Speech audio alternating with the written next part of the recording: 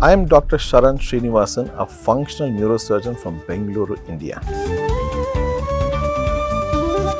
We were thinking, how can we get people the same seriousness that they have on the heart towards the brain?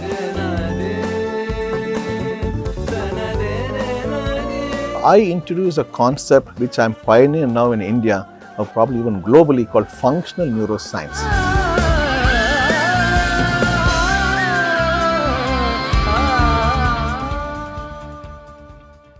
PRS Neurosciences got conceived because of the struggle that I've been having to get the larger message in the world about the brain. Honestly, this is the most neglected organ in the body. Nobody cares two hoots about it. Probably half of them don't use it. Probably that's why they don't do that. So we were thinking, how can we get people the same seriousness that they have on the heart towards the brain? And as a functional neurosurgeon, which is a subspecialty neurosurgery, which I train in Tokyo, Japan, I try to improve the quality of functioning of patients who are dysfunctional. So I thought I had to institutionalize this and make it sure, because it's not a one-man show.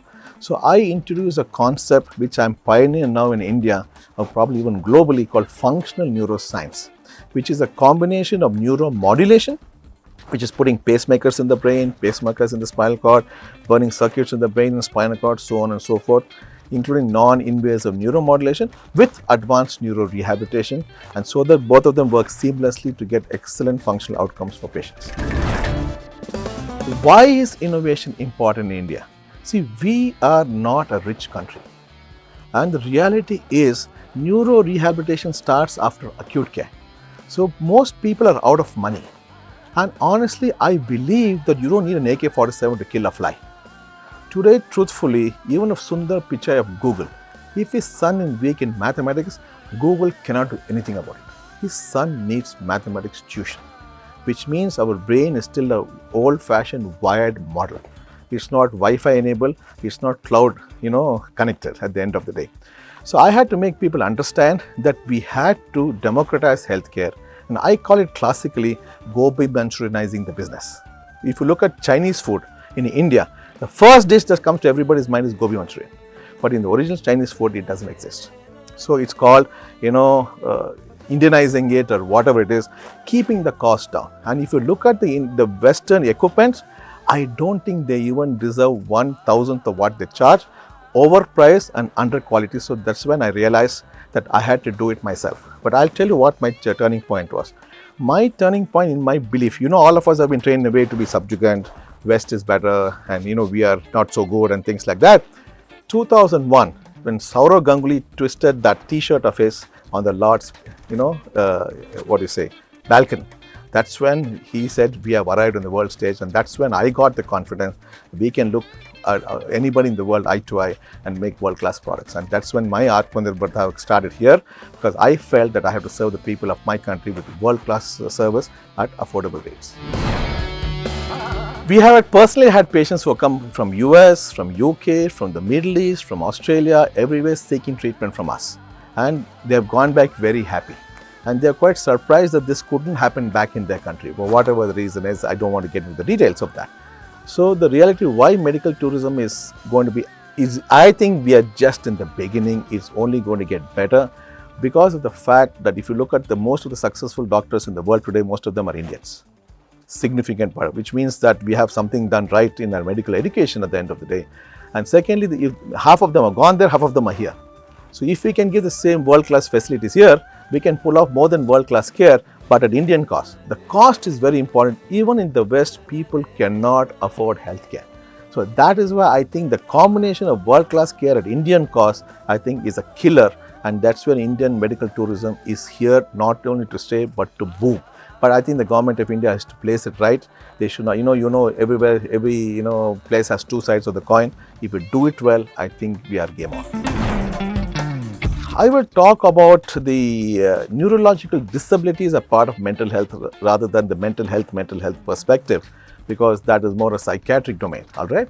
So, NIMHANS has made a statistic of data of 2010 between head injury, stroke and dementia.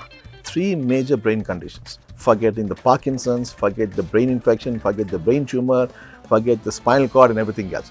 just 3 medical conditions, head injury, stroke and dementia, 40 lakh Indians are getting disabled every year. This is 2010 data.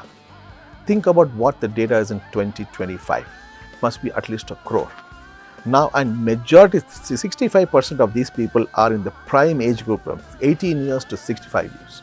So whatever Modi ji keeps saying is the demographic dividend of this country.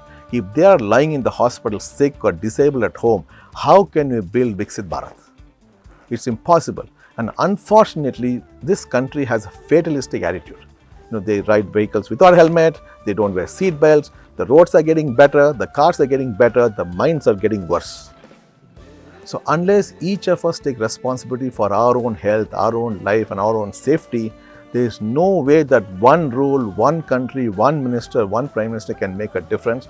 And that for me is the biggest worry. Because it's really become a public health issue right now, neurological disability. And that's what we have to address. A lot of people don't understand, is it really possible to deal with neurological issues? They think once the brain is gone, it's gone. The number of patients we have had today who've been written off as bedridden or not possible, by many other hospitals, who have gone back to work today, who are becoming functioning citizens of this country is amazing.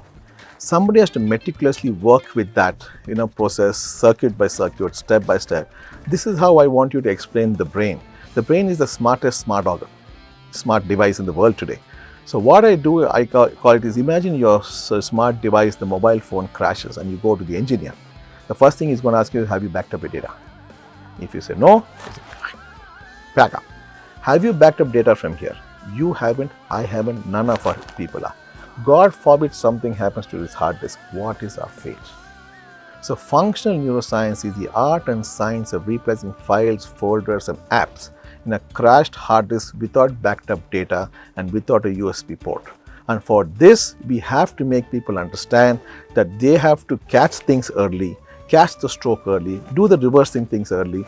Don't, give up very early, because it takes 9 months, 1 year, 1.5 years sometimes for them to get better. Hope is very important. If one message I want to give from here, guys, have hope. Because if you don't have hope, the game is over. And that's what it is. That's what Krishna told Arjuna in Mahabharata. You have to fight, and you fight to win. You don't just fight to hang around. And join us and help us to reach out to as many people as possible and their families to get back on their feet and to become productive citizens to build Viksit Bharat. Now, to handle this public health crisis called neurological disability, this cannot be done by the private enterprise. It has to be a public-private partnership, and it has to happen seamlessly. So I told you the 40 lakh data that I told you about the disabled people.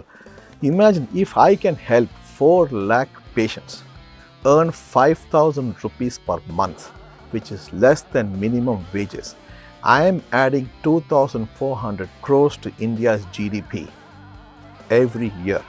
And if I can help another 4 lakh families save 5,000 rupees per month on medical expenses, simple thing like an adult diaper, by making the patient toilet trained, that 5,000 rupees can be used by the family for the children's future. Guys, this is not a battle we have to fight individually. This is a public health problem which is impacting the GDP of this country. Unless the government of India wakes up and empowers people like us, we are ready to set up everywhere. But we need the government to come in and participate actively to help us to find these patients, fund them, take care of them. We will put the systems in place, we will run it, but we obviously need many more. It has to be a movement that has to happen, because somehow, unless this movement happens, the cardiology, the movement has happened, the cancer, the movement has happened, somehow, even in neuroscience, I want you to see, even from this medium, I want to say, you go to Rotary, they have never funded neuroscience. So even a forum like Rotary, neuroscience is not on their priority. So you can imagine where at the bottom of this pit we are lying. Yet this is the most important organ. If this doesn't work, rest of the body is no use of it working. So guys, that's what we want the policymakers to give more importance to the brain and the nervous system, because Indians have this, and that's what we are good for. You use it well, starting with nutrition of the mother to the prenatal and everything else. I think we are going to be world beaters. Why do we need technology is the first thing. We need obviously the patients to get better. We don't have enough good things in the world today that makes a difference. But I'll tell you a very fundamental question before that. You have kidney function tests, liver function tests, heart function tests, lung function tests. There's no brain function test in the world today. Do you know that? If you can't even measure something, how do you treat it? Today you do a blood test, you draw the blood, get your values, you get your report, you get two numbers. You get your number and the number next to it. This is the normative data, the range, and this is your number. Neither of these numbers exist in neuroscience today, in the world. So you can understand where we have to start. So my first job was to fix brain function tests. I did that. We got the first patent for that. We are in the final stage of defending an American patent for that. Then we devised how does the nervous system work, hardware, software. Everything we are looking at it from a hardware software perspective. And then we decide how can I build affordable tech to rewire the brain. I'll give you a simple example to understand what is rewiring of the brain. If this hand had a stroke and recovered, and in front of you is 3 cups of coffee. One is in a steel cup, one is in a thermocol cup, and one is in a glass cup. If I use the thermocol plant for the glass, I will drop the glass. If I use the steel plant for the thermocol, I will squeeze the cup. Who decides the plan?